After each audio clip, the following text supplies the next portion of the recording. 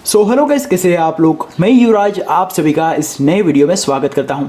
तो गाइस, आज के वीडियो में मैं आपको कुछ ऐसे पॉइंट्स, कुछ ऐसे टिप्स देने वाला हूं जिसकी मदद से आपके मोबाइल पर MI UI 12 का जो अपडेट है वो इजीली आपको मिल जाएगा। तो आप में से कुछ लोगों को ये पहले से ही पता होगा कि कल के दिन ऑफिशियली MI UI 12 का जो ग्लोबल वर्जन है वो ग्लोबली और इंडिया में रिलीज़ किया जाने वाला है। तो अगर आप इस स्टेप को फॉलो करते हैं, इस टिप्स को फॉलो करते हैं, तो आपके मोबाइल पर जो विदाउट बूट लोडर अनलॉक किए आप MI UI 12 का अपडेट है उसको इजीली कर पाएंगे। तो यहाँ से मैंने कुछ पॉइंट्स को तैयार किया है। तो सबसे पहला जो पॉइंट है वो बीटा टेस्टिंग का है। अगर आपने MI UI 12 का जो बीटा टेस्टिंग है उसमें पार्टिसिपेट किया है तो उसका जो MI अकाउंट है, जिस भी MI अकाउंट से आपने उसको अप्लाई किया है, उसको आपके फ़ोन के साथ जो हो यहाँ पर लॉगिन कर देना है। अगर गैस आपका बूट लोडर अनलॉक्ड है तो कोई सवाल ही नहीं है, आप कोई भी कस्टम रिकवरी से इसको फ्लैश कर सकते हैं। पर जिन भी लोगों ने यहाँ पर बूट लोडर को अनलॉक नहीं किया है उन लोगों को यहाँ पर सबसे पहले तो जो MI अकाउंट है उसको यहाँ पर साइन इन करना होगा। अगर आपने बीटा टेस्टिंग में अप्लाई किया है तो भी यहाँ पर इसको साइन इन कर लीजिए। अगर नहीं किया है तो कोई सा भी 30 दिन पुराना MI अकाउंट है उसको आपके फ़ोन के साथ अटैच कर दीजिए। उसके बाद गैस यहाँ पर जो MI क्लाउड होता है, फाइंड डिवाइस होता है, उसको आपने इनेबल करके रखना है। तभी MI वालों को पता लगेगा कि आप कौन सा डिवाइस यूज़ कर रहे हैं, आपके मोबाइल पर कौन सा अपडेट अभी फ़िलहाल के लिए इंस्टॉल है, तो उससे पता लगा सकते हैं और आपको MI UI 12 का जो अपडेट है उसको प्रोवाइड कर सकते हैं। उसके बाद गाइस यहाँ पर जो नेक्स्ट टिप है वो मैंने जैसे कि बताया, फाइंड डिवाइस को आपने ऑन करके रखना है ताकि MI वालों को पता लग सके कि आप कौन सा डिवाइस है उसको यूज़ कर रहे हैं, दूसरे डिवाइस आपके पास है या फिर एक ही फ़ोन है। अगर गाइस आपके पास 2 या फिर 3 डिवाइस है तो उस पर सेम अकाउंट को लॉगिन मत कीजिएगा, क्योंकि अगर आप सेम अकाउंट को लॉगिन करेंगे तो MI वालों को कन्फ्यूज़न हो जाएगा और बाद में आपको MI UI 12 का जो अपडेट है उसको मिलने में थोड़ा टाइम लगेगा।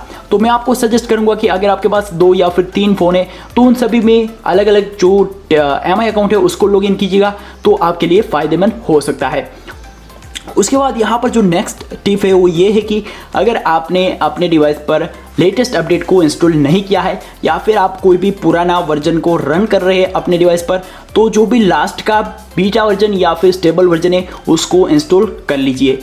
तो यहाँ पर मैंने अभी फ़िलहाल के लिए कस्टम रोम को इंस्टॉल किया है। तो अगर आप कस्टम रोम या फिर दूसरी कोई भी रोम पर है तो आपको MI UI 11 का जो लास्ट स्टेबल वर्जन है उस पर चले जाना है, क्योंकि MI वाले जो भी अपडेट देते हैं वो लास्ट के अपडेट में डायरेक्टली OTA के द्वारा प्रोवाइड करते हैं। तो आपके लिए बेहतर होगा कि आप लास्ट का जो स्टेबल वर्जन है उस पर चले जाए। सो यहाँ पर गाइस नेक्स्ट टिप है वो उन लोगों के लिए है जिसको अपडेट मिलने में देरी होती है या फिर अपडेट नहीं मिलता है। जैसे कि मान लीजिए यहाँ पर मेरे पास पोको F1 है और मेरे फ्रेंड के पास भी पोको F1 है। हम दोनों ने सेम MI UI का वर्जन को इंस्टॉल किया है, उसको एक नया MI UI का अपडेट मिल रहा है। मुझे यहाँ पर अगर मैं चेक कर रहा हूँ तो कोई भी अपडेट यहाँ पर नहीं दिखाई दे रहा। तो ऐसा इस वजह से होता है क्योंकि जैसे ही कोई भी नया MI UI का वर्जन आप अपडेट करते हैं तो उसका जो वर्जन कोड होता है वो आपके डेटा पार्टीशन में सेव हो जाता है। तो कई बार MI UI से गलती हो जाती है या फिर डेटा पार्टीशन में कुछ प्रॉब्लम हो जाती है। इस वजह से आपके मोबाइल पर लेटेस्ट जो MI UI का वर्जन है वो सेव हो जाता है, पर आपको MI UI का यहाँ पर कोई भी नया अपडेट नहीं मिलता है। तो इस वजह से गाइस आपको ये प्रॉब्लम होता है। इसका सॉल्यूशन भी मैं आपको बता देता हूँ। इसके लिए गाइस आपको यहाँ से मोबाइल को करना है रीसेट। एक बार अगर पॉसिबल है तो इसको फुल रीसेट कर दीजिए। इससे आपका जो भी डेटा है वो चला जाएगा और जो नया अपडेट है वो आपको मिलने में आसानी होगी। तो ये स्टेप आप फॉलो कर लीजिए तो आपको अपडेट जो है वो ज़रूर से मिल जाएगा। उसके बाद गाइस यहाँ पर जो 2 स्टेप है लास्ट के वो उन लोगों के लिए है जिसको MI UI 12 का जो अपडेट है वो करना ही करना है। यानी कि अगर पॉसिबल है तो आप बूट लोडर को अनलॉक कर लीजिए, इससे आपका वारंटी नहीं जाता है। MI UI ने ये ऑफिशियली जो है वो अनाउंस कर दिया है, अगर आप बूट लोडर को अनलॉक करेंगे तो उससे आपका वारंटी नहीं जाएगा। तो अगर पॉसिबल है तो मोबाइल का जो बूट लोडर है उसको अनलॉक कर लीजिए, इससे आपका कोई भी अपडेट का प्रॉब्लम नहीं आएगा, क्योंकि डायरेक्टली आपको कहीं से भी लिंक मिलता है MI UI का, तो उसको डाउनलोड करके आप कस्टम रिकवरी से जो उसको फ्लैश कर सकते हैं।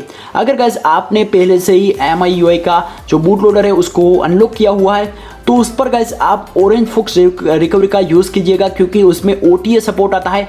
जैसे कि मान लीजिए यहाँ पर कोई भी नया अपडेट मुझे मिला है तो डायरेक्टली मैं यहाँ से जो हो उसको कर सकता हूँ। इसके लिए मुझे फास्टबूट रोम को इंस्टॉल करने की ज़रूरत नहीं है, यहाँ पर स्टॉक रिकवरी की भी ज़रूरत नहीं पड़ेगी। डायरेक्टली यहाँ से कोई भी अपडेट आता है तो उसको यहाँ से मैं जैसे ही रिबूट करूँगा तो वो ऑरेंज फॉक्स अपने आप ही उस OTA अपडेट को या फिर अपडेट को डिटेक्ट कर लेगा और उसको उसी तरीके से जो है फ्लैश कर डालेगा।